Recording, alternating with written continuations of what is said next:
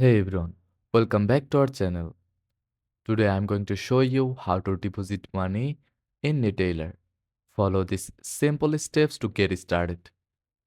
First of all, log into your account. After logging into your Neteller account, navigate to the home page and click on the Add Money option or plus icon. Enter the amount you wish to deposit. Be sure to double check the number before proceeding. Now select your preferred payment method. Neteller supports various methods including bank transfers, Visa cards, or debit credit cards.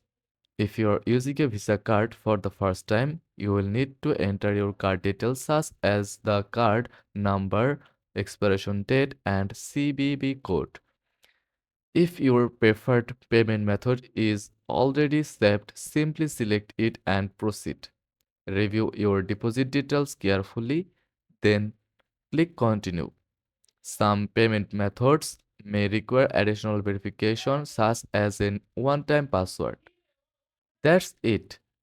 Your deposit will processed and the funds will appear in your Neteller account shortly.